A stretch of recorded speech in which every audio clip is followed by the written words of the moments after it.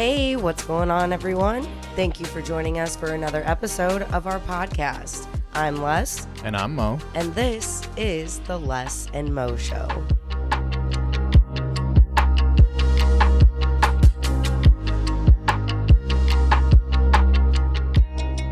What is up, everyone? Welcome to episode 15.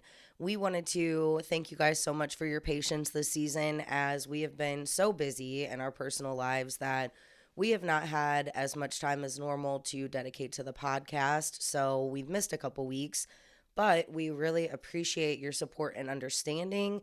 It means a lot to us just because you guys are you just have our backs, and we really appreciate that. We are back on track now, and we expect to be posting weekly again. And speaking of posting weekly, we've actually made a change, and instead of posting our episodes on Thursdays at noon, we are now going to be posting them on Sundays at noon.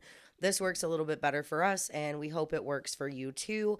If not, you can always stream us anytime on your favorite streaming sites. And don't forget to follow us on social media so you can stay up to date with all of our announcements, and you can even sometimes get some sneak peeks into what the show is going to be about. So, all that being said, we are going to be covering a really crazy case today, guys, and it's got a lot of heavy subject matter in it, so just be advised of that now. It's not as bad as some of the other episodes we've covered, but it's still pretty dark, so... Yeah, this story is absolutely dark and evil, and we're just going to jump into the details right away. So, the setting of the story is in St. Louis, Missouri, and what you need to know is that there used to be a bridge that spanned across the Mississippi River between the border of Missouri and Illinois, and the bulk of today's story will take place on this bridge, and we'll get into more details later on. So two sisters, Julie and Robin Kerry, they were from Spanish Lake, Missouri, a suburb outside of St. Louis. They were both really close in age. Julie was 20 and Robin was 19. They were known to be anti-racism activists who wanted to change the world. They were strong in their beliefs and had no problem standing for what they believed in. Julie was so passionate about her beliefs that she turned to poetry as an outlet for her feelings. She spray painted a poem she had written on a closed down bridge called The Chain of Rocks Bridge in St. Louis. The title of the poem was Do the Right Thing, and it was inspired by a Spike Lee movie. The poem goes as follows. United we stand, divided we fall. It's not a white or black thing. We as a generation have got to take a stand. Unite as one. We've got to stop killing one another. You don't have to be white or black to feel prejudice, to fall in love, experience pain, create life, to kill, to die. You just have to be human. Do the right thing. This was just one of many poems that she had written, but it seemed to have the most meaning to her as she had only chosen this one to share to the world. Julie and Robin had gone with their friend Holly to the bridge to spray paint it together, and it's reported that the painting spanned 20 meters long. They finished the graffiti with a peace symbol and Julie's nickname, Jules. So clearly they were very open about their beliefs and their feelings and where they stood on things. Julie especially, I mean, for her to write a poem and then spray paint it on a bridge and be so open about it, obviously they, really stood by what they believed. And I think that's really awesome, especially for the time. I mean, things were rocky in the early 90s. Too. St. Louis is rough. Yes, and there's always been a divide between people, but Julie was really in tune to that, and she really used poetry as an outlet to say how she felt. And a couple months later, the sisters would be visited by their family from Maryland who was taking a trip to Missouri for spring break. So Julie and Robin's uncle Gene, their Aunt Kay, and their cousins Janine and Tom were the ones to visit. Robin and Julie were excited to see their family, and they happily hung out with their cousins because they were close in age to them. Thomas, he was 19, and Janine, she was 16, so they were all pretty close in age. But Thomas, he was a 19-year-old who was a firefighter, and he proudly carried his badge with him everywhere he went. And he was sure to take it with him on his family trips to St. Louis. So Janine, she was a 16-year-old high school student at the time. But Thomas's dad, he was also a firefighter too, so he was kind of following in his dad's footsteps. Their visit to St. Louis was a really great one, and everyone was super happy to catch up and spend time together until the night of April 4th, when Julie, Robin, their friend Holly, Holly's date, who was a Marine, and their cousin Thomas decided to go to the Chain of Rocks Bridge so Julie could show them the poems she and her friends had spray painted there just months before. That same night in Wentzville, Missouri, two men by the names of Marlon Gray and Reginald Clemens, who were in their 20s, and two teens named Antonio Richardson and Daniel Winfrey, who were 16 and 15 at the time, they were all at a party, and this party was winding down. So Gray decided that he didn't want to end the night since it was only 11 o'clock. He told the others that he wanted to go to the Chain of Rocks Bridge to party, and they all agreed to go along. They took off from the party where they had been, and they took their party favors that were left over with them to the bridge. When Julie, Robin, Tom, Holly, and her date made it to the bridge, they found out that it was guarded by this fence, but Julie, she knew how to get through an opening that they had found months before. And at this point, Holly's date, the Marine, decided he didn't want to go. So he didn't want to get caught trespassing while he was a Marine because he would get in trouble. So he and Holly decided to turn back and leave. The three cousins decided that they would go ahead anyways, and everything was going well with their adventure when Julie heard quiet voices approaching them. The three retreated into the shadows as the voices got closer and closer. Eventually, four men would come into the light, and Julie took a sigh of relief because they were four young people just like them. Wow.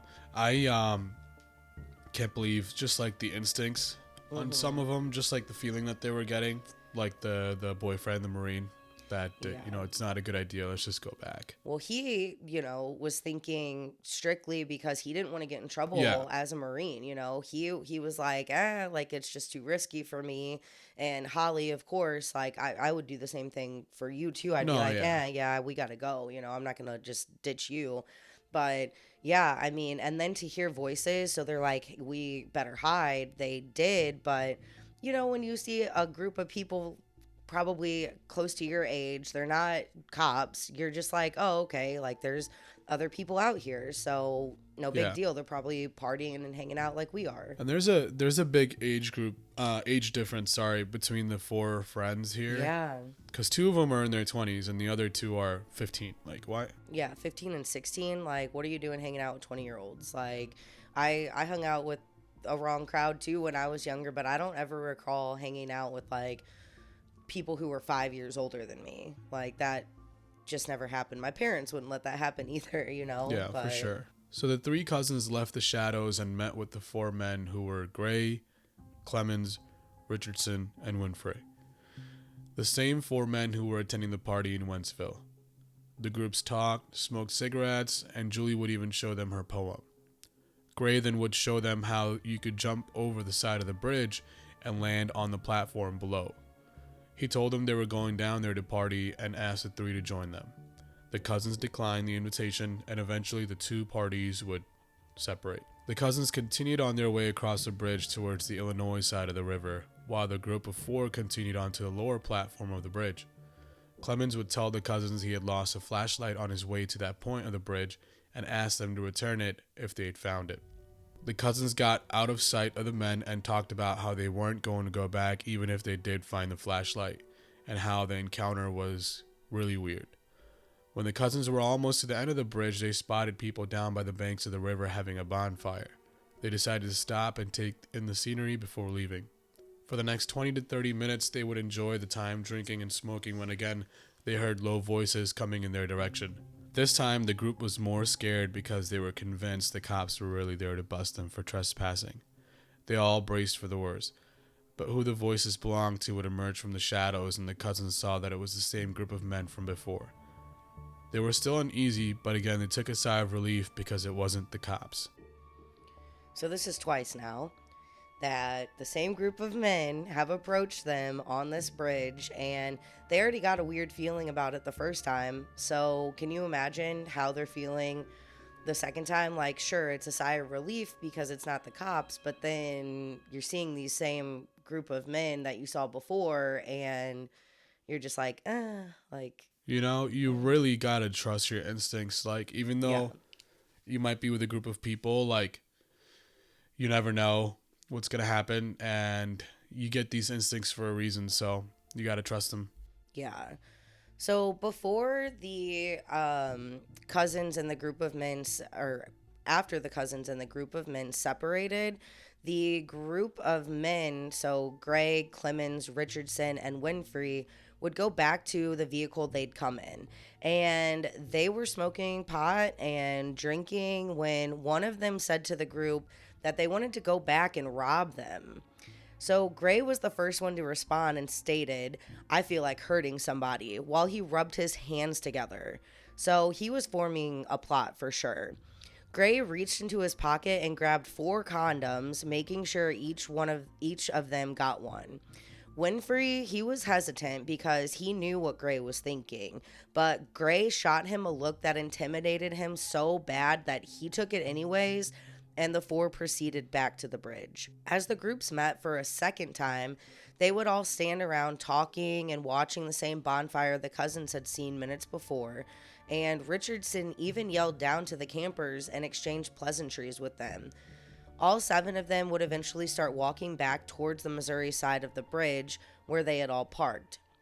There wasn't really much to fear as they began to walk, but by the time the cousins reached the halfway point of the bridge, their concerns would grow as they thought the guys may be wanting to steal their car when they got back to the banks.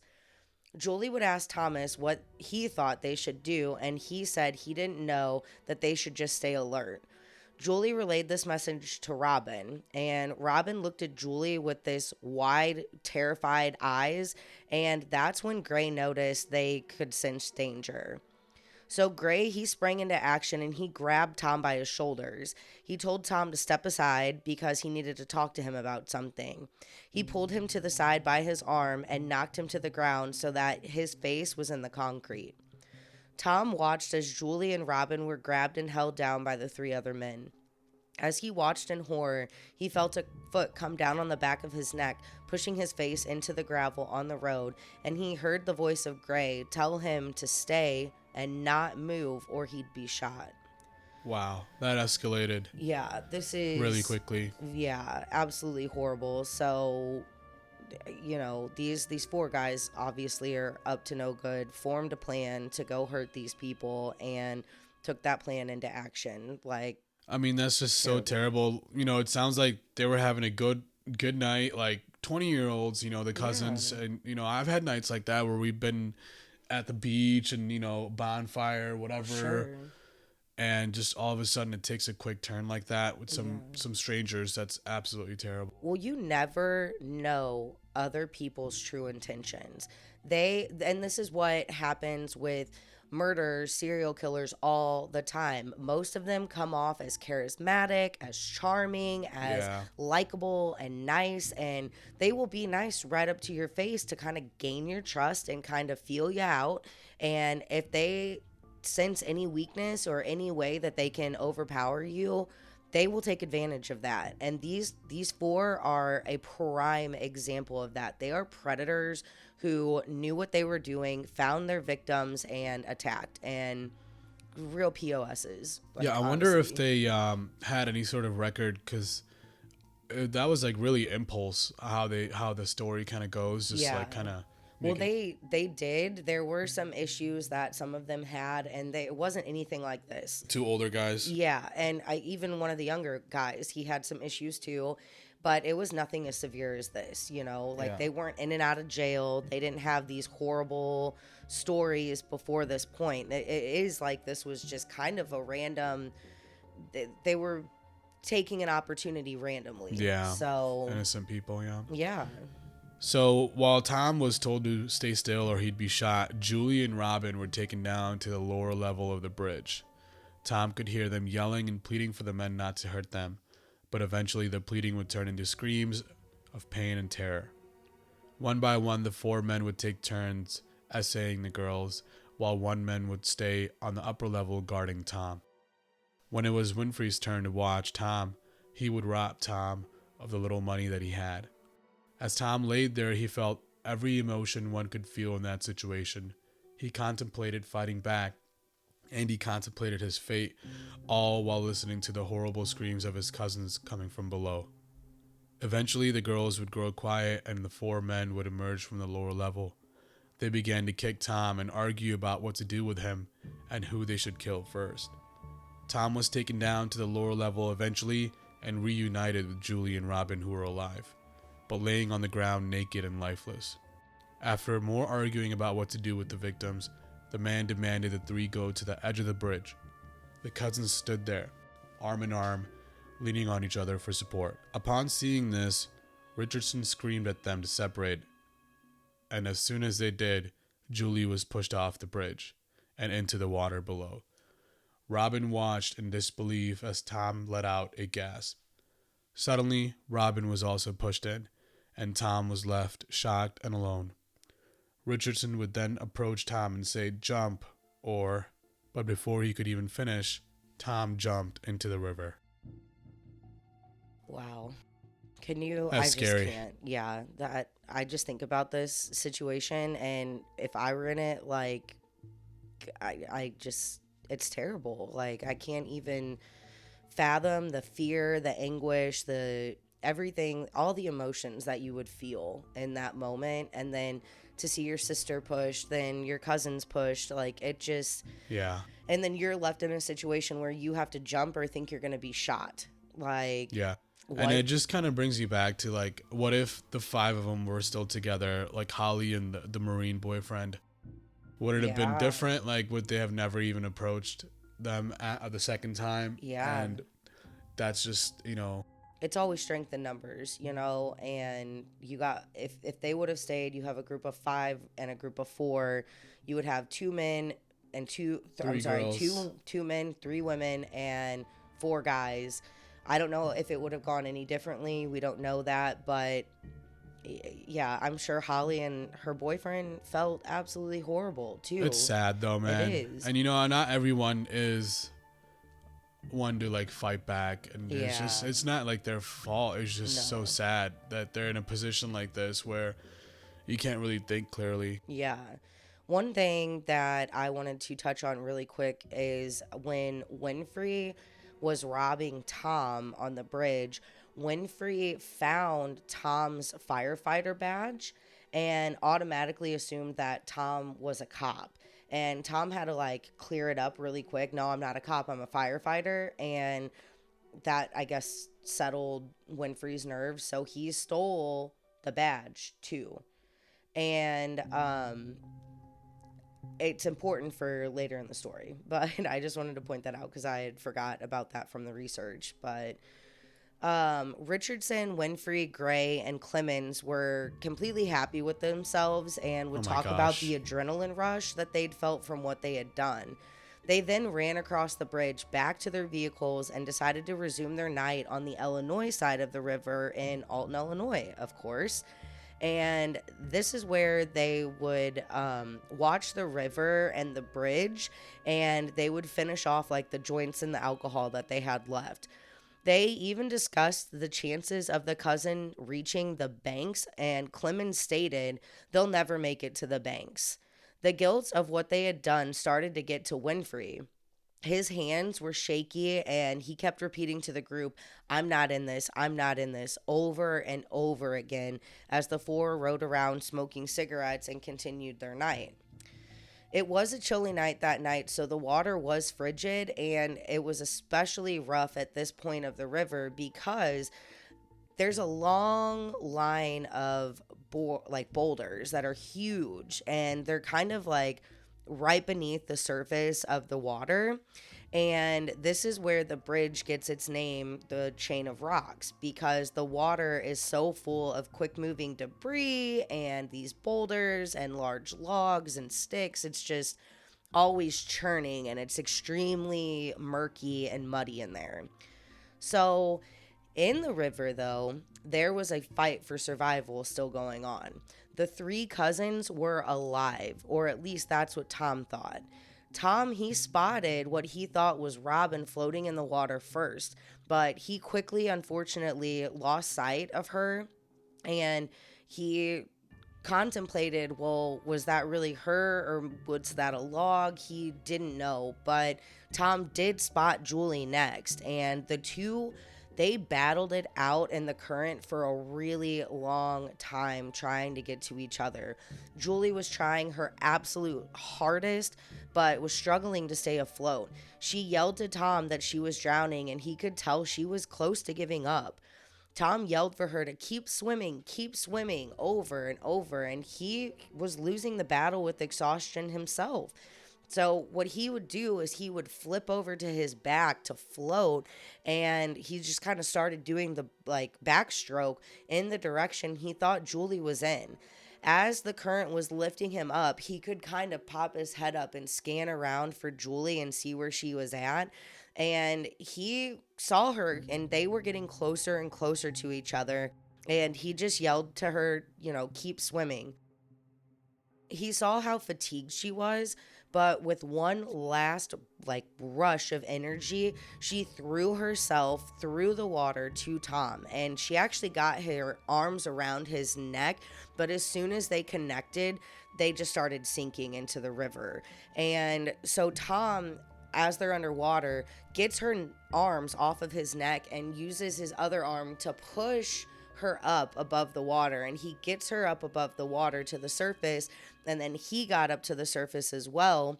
But when he did emerge, they were farther apart now, and they were trying really hard again to swim towards each other, but it just they never ended up getting back together on this point. So he lost track of her, and they unfortunately never made contact again. So That's insane. yeah.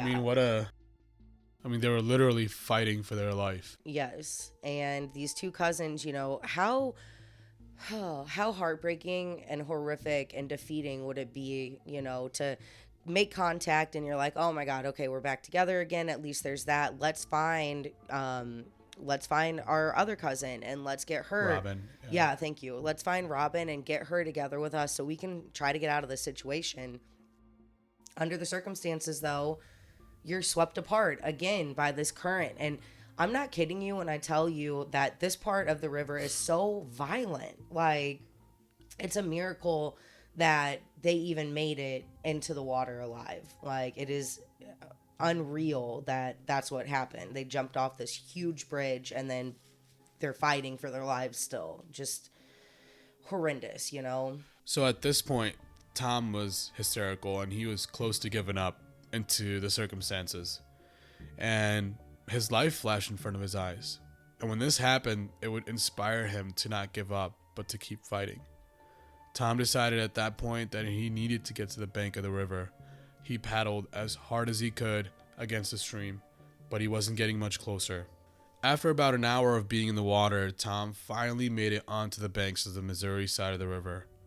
In shock, Tom laid down in the mud and passed out from exhaustion. Shortly after, he woke up and jumped into action to find help for his cousins. Tom took off into the woods and would eventually make it to a road. This was the same road that led to the entrance of the bridge. Covered in mud and soaking wet, Tom tried to flag down several cars, but none of them would stop because they were afraid of how he looked.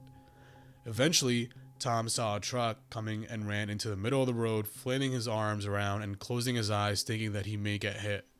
The truck stopped, and Tom ran into the driver's side.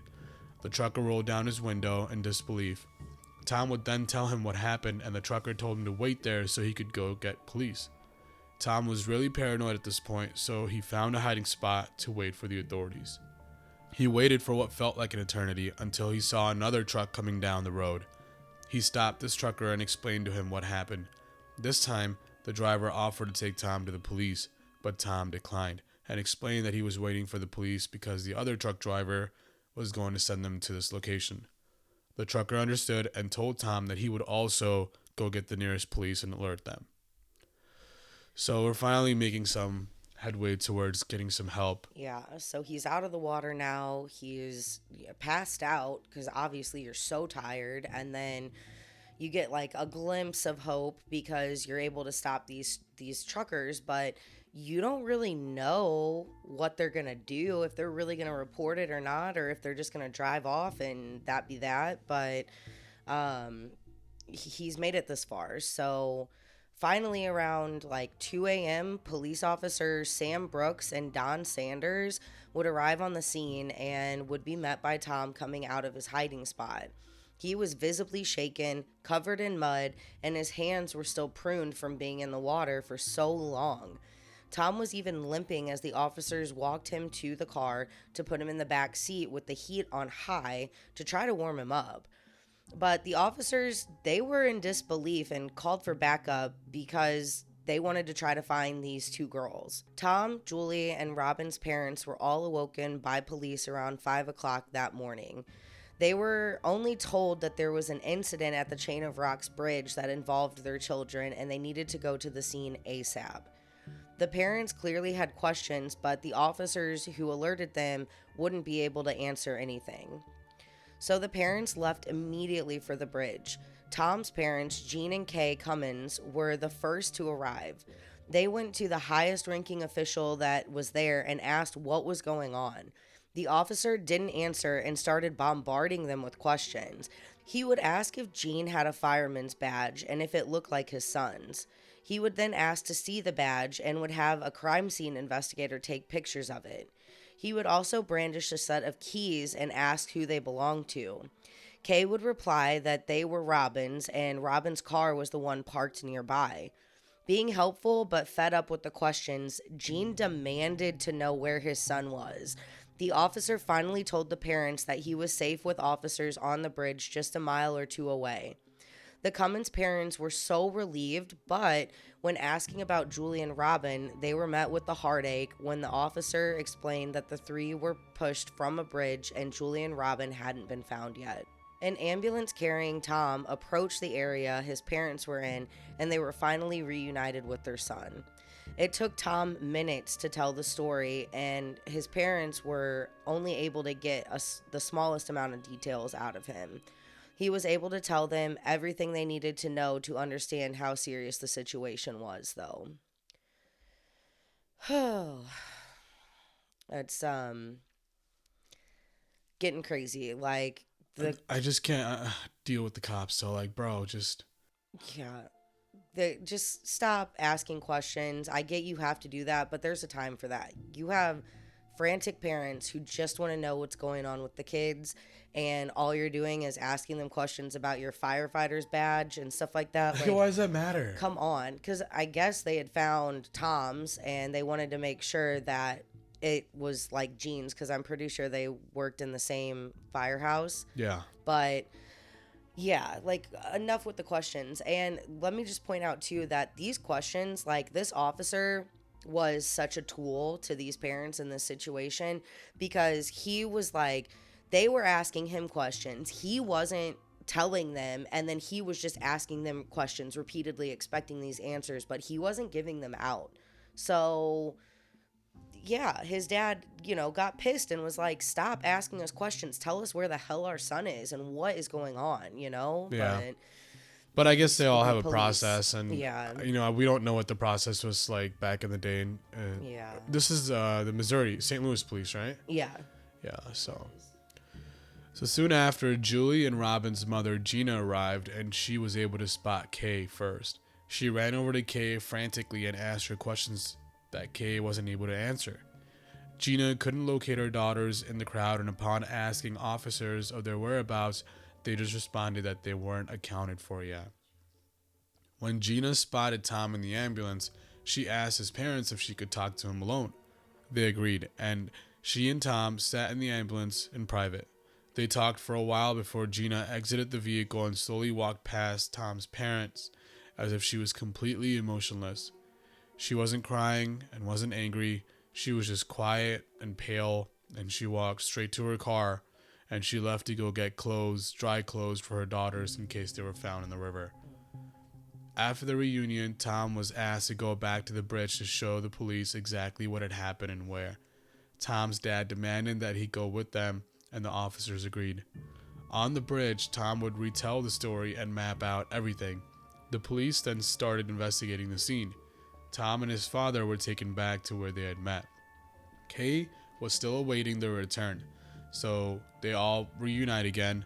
Kay suggested that Tom should leave and go get freshened up, but Tom said he'd like to stay and help the police as much as possible. Before they could make a final decision, the police informed them that Tom would have to come down to the station for questioning. At this point, Tom had been up for over 20 hours and was exhausted. He was taken into an interrogation room at the station, and the police refused to let Gene into the room with his son. The officers let Tom into a room and told him that they would be back to begin shortly. Tom waited for a while, and he actually fell asleep. The officers would come back about 16 minutes later, and he was questioned about his relationship with Julie and asked Tom if he had ever done anything sexual with her or Robin. Tom stated no. Then they asked him if he had done anything to the girls that night, and Tom again replied no. When asked about the men on the bridge, Tom couldn't remember their names, but knew that one of them was from Wentzville. The questioning went on for about an hour and a half. The two police officers finished their questioning and told Tom to wait there for a few minutes while they talked to their chief about letting him leave. Tom waited and fell asleep again. Eventually, the door opened and Tom was startled again from the door slamming. Two new detectives had entered the room and started explaining to Tom that the previous detectives had been relieved of their shift and now that they would be conducting the next round of questioning. At this time, it was about 11:45 a.m. and Tom was physically and emotionally drained out, and he continued to cooperate with them. He was asked to provide hair samples, blood, saliva, and the police told him it was to rule him out as a suspect. And Tom obviously agreed. He was also asked the same questions as before and corroborated them all for a second time. Eventually, the police stated that they wanted Tom to stick around and help them create sketches of the men who were the suspects. Annoyed by all the questioning, thinking Tom wasn't helping enough, he was excited to do the composite sketches because he thought that they would help make an impact on the case. So you have this kid who's already gone through so much, and now the police are dicking him around. Like, they wouldn't let him go and change and freshen up. And Tom, even if they would have, I'm pretty sure Tom was just like, look, I want to help get this taken care of. We got to catch these guys. Like, we got to find Julie and Robin. But they wouldn't even let him leave, you know? And his dad actually had some extra clothes of his in their car. So he gave Tom these clothes to put on instead of the wet clothes. But these clothes were so big and baggy on Tom. So that's literally the only thing he had up until this point to, like, refresh himself and, like, try to get into something clean, you know? Yeah. And it's basically a tactic. I mean, obviously the police think that he's involved somehow, and that's why they're just draining him out, which would probably lead to something that they want. Yes. So as these hair samples were taken, Tom's dad was actually allowed into the interrogation room. There, he and his son sat, and they were given lunch while a detective stayed in the room and they were eating. The detectives suggested that they do a polygraph on Tom after he was finished eating. His father, Gene, was hesitant about doing so since his son was so exhausted, but the detectives argued their case, and Gene, he was still hesitant, but was advised by Tom that he felt comfortable doing the test and that he had nothing to hide. So Tom was separated from his father once again so they could conduct this polygraph test. Tom was asked many of the same questions he was asked before, but he was asked this time if he murdered his cousins. Tom, of course, answered no, but Tom, he was so exhausted that he started to slip in and out of sleep and consciousness while this test was going on. So the test, it didn't stop, and the person who was conducting the test, he just continued on. Eventually, the detective who was conducting this test told Tom, and this is a quote, "We have a real fucking problem here." He would get in Tom's face and demand he confess to the murders, telling Tom, "I'm going to get the truth out of you, so you might as well just confess." Tom was shocked at what was happening and pleaded with the detective that he was innocent, but the detective told him that he was a scumbag and knew what he had done. Then he proceeded to tell Tom that we're going to do the interview again, and this time you're going to tell me the fucking truth. It was going terribly the second time around, and Tom was losing his fight with exhaustion again. He was relieved when the former interrogators finally came in and the questioning was wrapped up. This time, a new detective greeted him and took Tom back downstairs to the interrogation room where he had been before. While Tom had been polygraphed, his father, Gene, was also having intense conversations with police. He was told that there was no way that Tom could have survived the 90-foot drop from the bridge, that if he did, the current alone, that was at 5 knots, and it basically should have overpowered him. The police offered other scenarios and stated they think Tom was either knocked unconscious and doesn't know what happened, or that he escaped and was trying to cover up what he did. And he didn't, go back to help the girls. Either way, Gene knew that there was more than suspicion of Tom. They asked Gene to talk to Tom to get the truth from him regarding the case. Gene eventually agreed, thinking to himself that he was going to prove his son's innocence to them. Back in the interrogation room, detectives were starting in on Tom again. They forcefully told him they knew he committed the crimes and just to confess already. Tom, he stuck by his story the whole time. The sergeant eventually came in and told Tom, "We have 2 of the men here that you say attacked you. You see that mirror over there? It's not really a mirror. It's really a 2-way window, and those 2 men who are here can see you. They've told us a completely different story than what you have, and you need to go to the mirror and tell them what you did. We can protect you here, but if we let you go, we cannot guarantee your safety when you leave.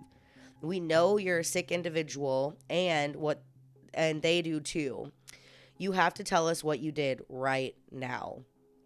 Tom immediately perked up with fear as it took over him.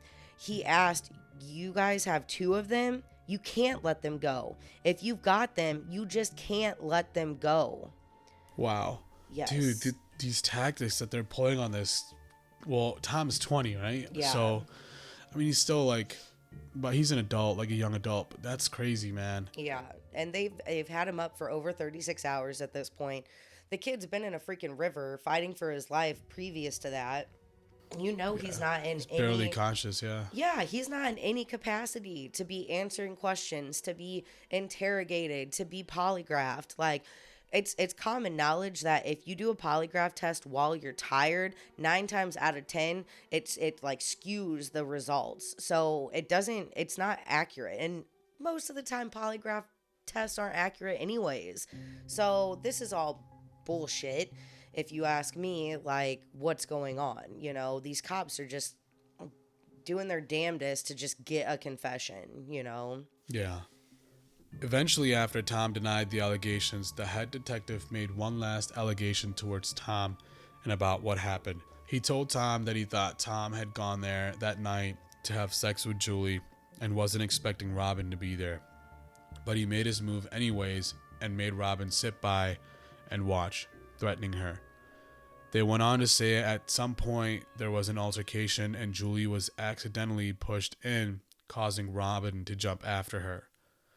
As Tom continued to deny these statements, the detective got more and more frustrated and slammed his hands down on the table, screaming at Tom that he was tired of him and that he was a sick pervert.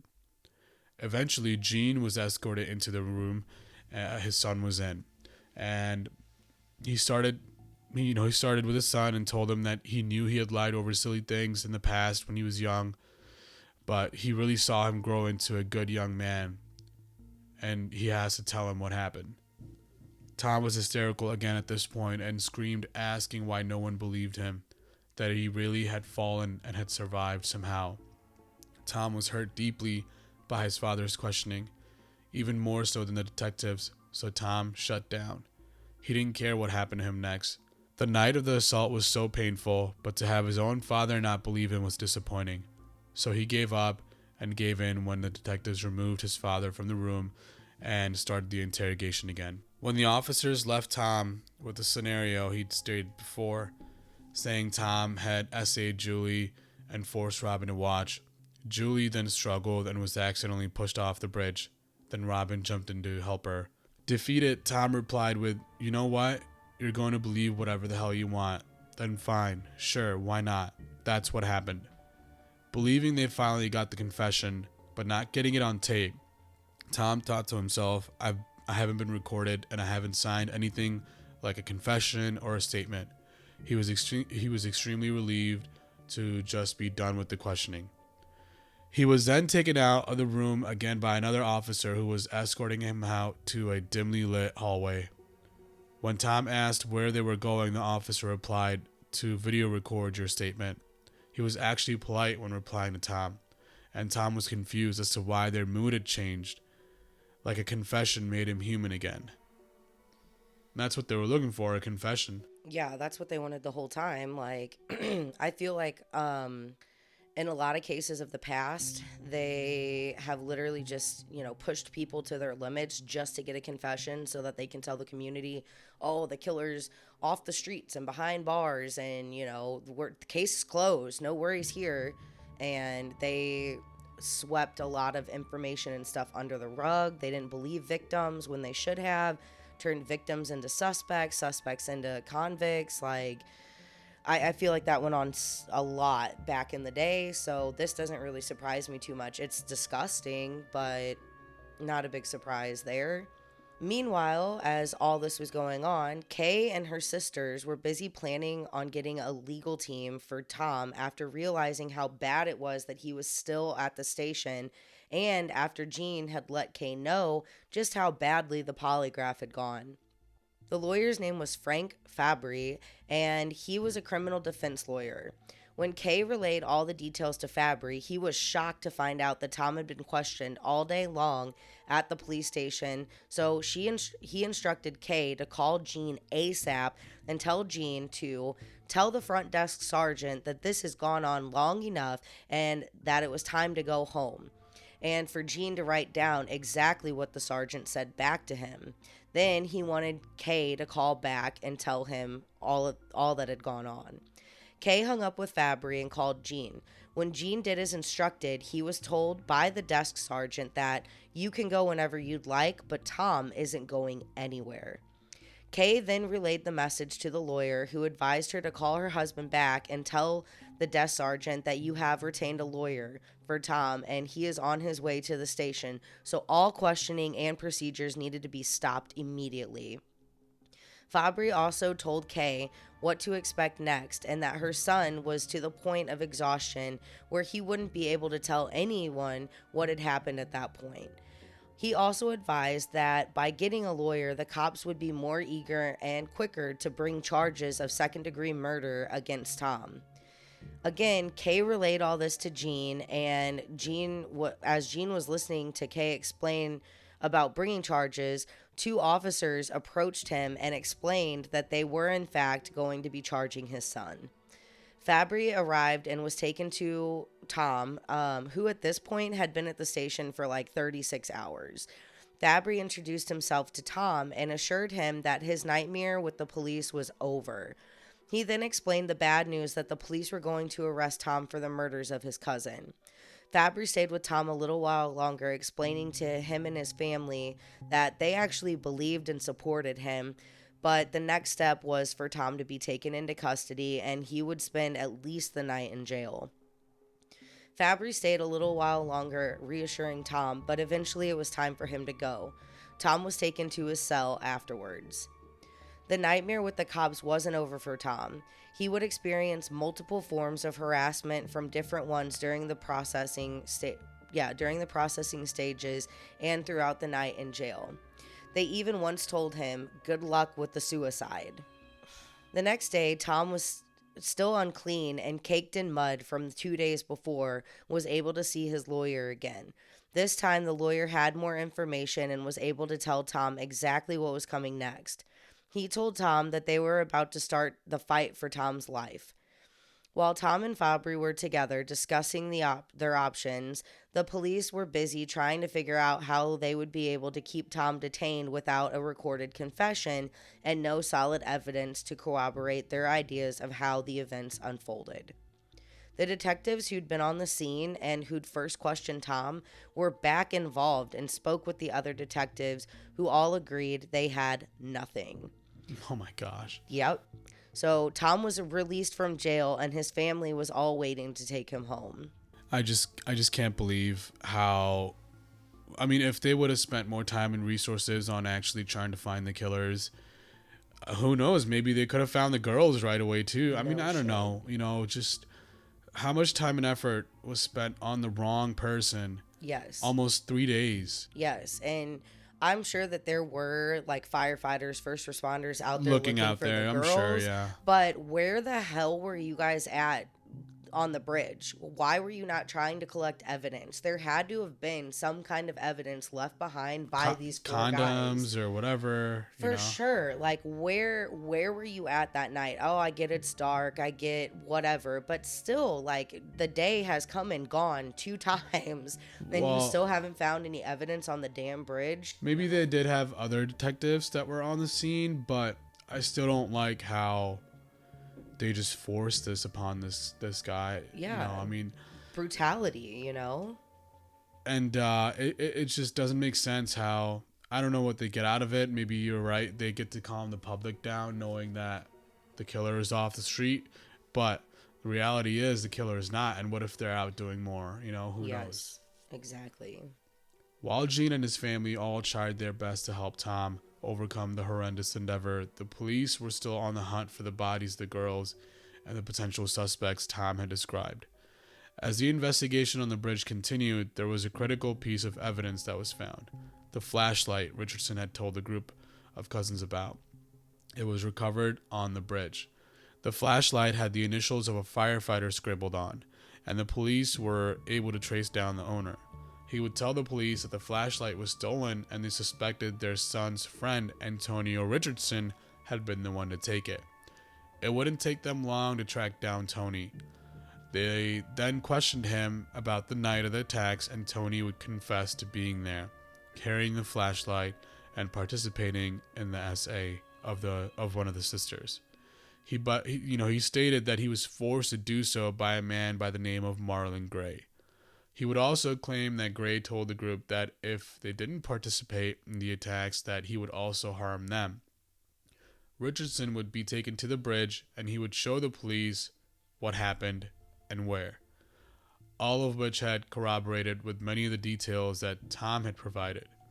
This pointed investigators in the right direction of the other 3 suspects, and Richardson was, he gave their info right away, their names and everything. Police were then on the hunt for the other 3 and would capture them. Richardson and Winfrey would easily confess to their parts in the crime. And I mean, they were the younger ones, right? But it would take Clemens years to do the same. Marlon Gray, however, would maintain his innocence. Richardson's and Winfrey would both be sentenced to life behind bars, while Clemens and Gray would get the death penalty. Clemens would eventually get off the death penalty due to mishandling of his sentencing, but Gray would never, and he would eventually be executed by lethal injection in 2005, 14 years after the murders.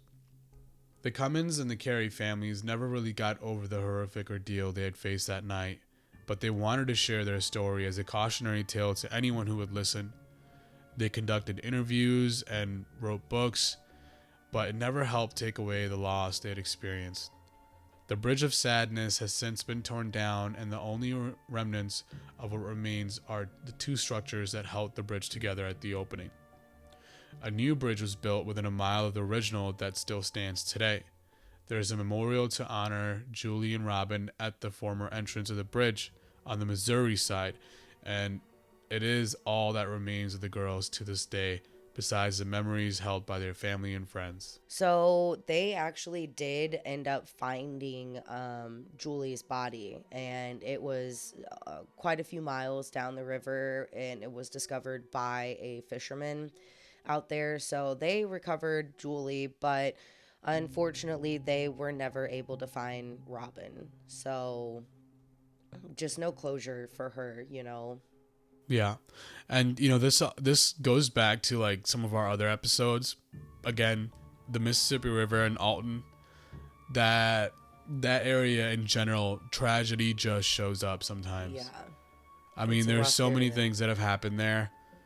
Either on the Missouri side or Illinois side, just that river in general, just some crazy energy. Yeah, I really do think that it can bring out the absolute worst in people. It really can. Like, Well, I mean, think about it. Like everyone was enjoying the night, yeah, even the four guys, and then all of a sudden something took over them, and they're like, "Oh, we're gonna, yeah. do this." Well, and it's so sad too because this bridge before it was turned down, or I'm sorry, down. torn down, it was known as a place for people to go commit suicide. So people my had jumped off the gosh. bridge before. So I'm not saying it's like haunted by that or anything, and they were possessed like, or anything like that, but it was known as the bridge of like sadness and suffering. So, this just plays into that even more, and it's so sad. Like, It's oh, sad so to the two girls, the sisters. They were also such good people. I mean, Yeah. they were fighting for good things, and Yeah, justice, equality. And what's sad to me, though, is that,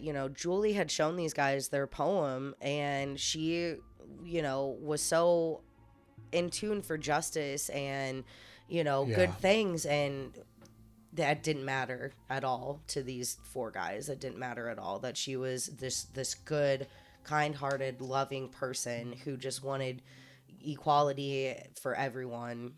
That didn't matter, and this is just such a sad and bizarre, crazy story. I think that it says enough. This has been a heavy episode, but thank you guys so much for tuning in and listening to the show. Remember that we are now dropping episodes on Sundays at 12 p.m. So we will see you then. the more you know, the less you fear. So tune in next week, right back here.